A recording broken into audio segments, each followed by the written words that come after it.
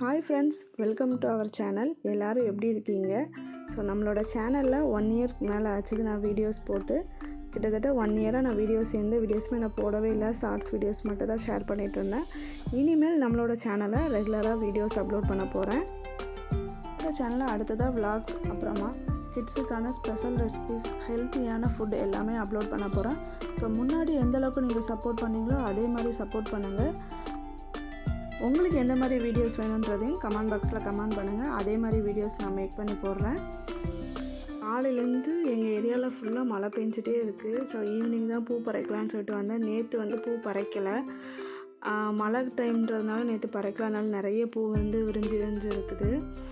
இந்த பூ எங்கள் ஊர் சைடில் முல்லைப்பூன்னு சொல்லுவாங்க. உங்கள் ஊர் சைடில் எப்படி சொல்லுவாங்கன்றதை மறக்காமல் கமெண்ட் பாக்ஸில் கமெண்ட் பண்ணுங்கள். முல்லைப்பூ செடியில் பராமரிப்பு எதுவுமே தேவைப்படாது, ஆனால் பூக்கள் ரொம்ப அதிகமாக கொடுக்கும். ஸோ யாராவது வளர்க்கணுன்னு ஆசைப்பட்டீங்கன்னா கண்டிப்பாக முல்லைப்பூ செடி நீங்கள் வளர்க்கலாம். நிறைய பூக்கள் பூத்துகிட்டே இருக்கும். கிட்டத்தட்ட 2 நாளாக நான் பூ எதுவுமே பறிக்கலைன்றதுனால நிறைய பூ பூத்து இருக்குது. அதனால் மொட்டு பூவை மட்டும் பார்த்து பறித்து எடுத்துகிட்ருக்கேன். இந்த செடி உங்கள் எல்லாத்துக்குமே தெரிஞ்சிருக்கும், ஓமவல்லி இலைன்னு சொல்லுவாங்க. இந்த ஓமவல்லி இலையில தான் நம்ம இன்றைக்கி கிட்ஸுக்கான ஒரு சிறப்பு செய்ய போகிறோம். மழை காலன்றதுனால எல்லார் வீட்டு குழந்தைங்களுக்குமே சளி இருமல்லாம் இருக்கும். ஸோ இந்த இலையை வச்சு தான் எப்படி ஒரு ரெமடி பண்ணுறதுன்னு சொல்லிட்டு பார்க்கலாம். செடியை வளர்க்குறது ரொம்ப ஈஸியாக. ஒரு சின்ன தண்டு பகுதி எடுத்து வீட்டில் நீங்கள் நட்டு வச்சாலே போதும். எந்த விதமான பராமரிப்புமே தேவையில்லாமல் சூப்பராக வளர்ந்து வந்துடும். இப்போது மழை காலன்றதுனால நல்லா பச்சை பசேல்னு இருக்குது. பூக்கள் எல்லாத்தையுமே நான் பறிச்சிட்டு வந்துட்டேன். நிறைய பூ பறிக்க முடியல, ஏன்னா மழை வர வந்துருச்சுன்றதுனால கொஞ்சமாக நான் பறிச்சிட்டு வந்துட்டேன். ஸோ இதே மாதிரி இந்த பூவை கெட்டி மொட்டோடு கெட்டி நீங்கள் ஃப்ரிட்ஜில் ஒரு பாக்ஸில் போட்டு ஸ்டோர் பண்ணிங்கன்னா மறுநாள் நல்லா ஃப்ரெஷ்ஷாகவே இருக்கும். ஸோ இதை கண்டிப்பாக ட்ரை பண்ணி பாருங்கள். இந்த பூவாக இருந்தாலும் நீங்கள் ஒரு நியூஸ் பேப்பர் போட்டு இல்லைன்னா டிஷ்யூ பேப்பரில் பூவை வச்சுட்டு ஒரு பாக்ஸில் போட்டு ஸ்டோர் பண்ணி வச்சுருந்தீங்கன்னா பூ நல்லா ஃப்ரெஷ்ஷாகவே இருக்கும். இந்த டிப்ஸ் உங்களுக்கு ரொம்ப யூஸ்ஃபுல்லாக இருக்கும்னு நினைக்கிறேன். கண்டிப்பாக ஃபாலோ பண்ணி பாருங்கள். இந்த வீடியோவில் கிட்ஸுக்கான 3 ஸ்பெஷல் ட்ரிங்க்ஸ் செஞ்சு காமிச்சிருக்கேன். ஸோ வீடியோ ஸ்கிப் பண்ணாமல் ஃபுல்லாக பாருங்கள். நம்மளோட சேனலை நீங்கள் இப்போ தான் ஃபஸ்ட் டைம் பார்க்குறவங்களா இருந்தால் சப்ஸ்கிரைப் பட்டனை கிளிக் பண்ணி சப்ஸ்கிரைப் பண்ணிவிட்டு கூடவே பக்கத்துக்கூடிய பெல் ஐக்கானையும் கிளிக் பண்ணிவிடுங்க. ஸோ இப்போ பூக்கள் எல்லாத்தையுமே நம்ம கட்டி எடுத்தாச்சு. அடுத்ததான் நம்ம கிட்ஸுக்கான ஹோம் ரெமடி எப்படி பண்ணுறதுன்னு சொல்லிட்டு பார்த்துடலாம். நான் இது மாடியிலேருந்து பறிச்சிட்டு வந்த ஓமவல்லி இலை. இதை நல்லா வாஷ் பண்ணி எடுத்துக்கோங்க. ஒரு பாத்திரத்தில் 1/2 கப் அளவுக்கு தண்ணி ஆட் பண்ணிக்கோங்க.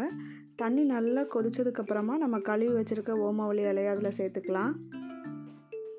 ஓமவல்லி இலையை பறித்து ஃப்ரெஷ்ஷாக செய்யும்போது அதோட பெனிஃபிட்ஸ் இன்னும் நல்லாயிருக்கும். 1-2 பிச்சு போட்டு நல்லா கொதிக்க வச்சு எடுத்துக்கோங்க. நல்லா கொதிச்சு வந்ததுக்கப்புறமா ஒரு 1/4 டீஸ்பூன் அளவுக்கு பனங்கல்கண்டு பொடி சேர்த்துக்கோங்க. அப்படி இல்லைன்னா நாட்டு சர்க்கரை சேர்த்து நல்லா கொதிக்க வச்சு எடுத்துக்கலாம். உங்கள் வீட்டு குழந்தைங்களுக்கு சளி இருமல் அப்படி இருந்துச்சுன்னா கண்டிப்பாக கடையில் போய் சிரப்பு எதுவுமே வாங்கி கொடுக்காதீங்க. இதே மாதிரி கஷாயம் ரெடி பண்ணி கொடுத்து பாருங்கள். ஒரு நாளைக்கு 2 வேளை கொடுக்கலாம். நல்லா கொதிச்சதுக்கப்புறமா ஸ்டவ் ஆஃப் பண்ணிடலாம். நம்ம 1/2 டம்ளர் தண்ணி சேர்த்துடணும். அது 1/4 டம்ளர் ஆகிற வரைக்கும் கொதிக்க வச்சு எடுத்துக்கோங்க. சூடு ஆறுனதுக்கப்புறமா வடிகட்டி உங்கள் வீட்டு குழந்தைங்களுக்கு இந்த சிரப்பை கொடுக்கலாம். நம்ம பெரியவங்களுக்கு எப்படி கஷாயம் ரெடி பண்ணுறதுன்னு பார்க்கலாம். அதுக்கு ஒரு பாத்திரத்தில் 1 கப் அளவுக்கு தண்ணி சுட வச்சு எடுத்துக்கோங்க. அதோட ஒரு சின்ன துண்டு அளவுக்கு இஞ்சியை நம்ம இடித்து சேர்த்துக்கலாம். அதுதான் ஓமவல்லி இலைகளை சின்ன சின்னதாக பிச்சு போட்டுக்கோங்க. அதோட 1/4 டீஸ்பூன் அளவுக்கு ஜீரகம் ஆட் பண்ணிக்கோங்க. அதோட ஒரு 1/4 டீஸ்பூன் அளவுக்கு மிளகை 1-2 தட்டி நம்ம சேர்த்துக்கலாம். மிளகு சேர்த்து நல்லா கொதிக்க விடுங்க. அதோட ஒரு சின்ன பிஞ்சு அளவுக்கு மஞ்சத்தூள் ஆட் பண்ணி நம்ம கொதிக்க வச்சு எடுத்துக்கலாம். நம்ம இதில் இனிப்புக்காக கொஞ்சமாக கருப்பட்டி, அப்படி இல்லைன்னா நாட்டு சர்க்கரை, அப்படி இல்லைன்னா பனங்கல்கண்டு, இதில் ஏதோ ஒன்று ஆட் பண்ணிக்கோங்க. கண்டிப்பாக ஒயிட் சுகர் மட்டும் ஆட் பண்ணாதீங்க.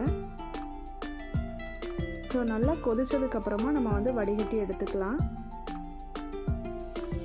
1 டம்ளர் அளவுக்கு தண்ணி சேர்த்துருக்கோம். அந்த தண்ணி நல்லா வற்றி 1/2 டம்ளர் ஆனதுக்கப்புறமா நம்ம வடிகட்டி பெரியவங்க எல்லாருமே அதை குடிக்கலாம். கண்டிப்பாக இந்த ரெசிபியும் ட்ரை பண்ணி பாருங்கள். அடுத்ததாக சின்ன குழந்தைங்கள்லேருந்து பெரியவங்க வரைக்கும் எல்லாருமே ரொம்ப விரும்பி குடிக்கக்கூடிய ஒரு மிளகு பால் ரெசிபி தான் நான் சொல்ல போகிறேன்.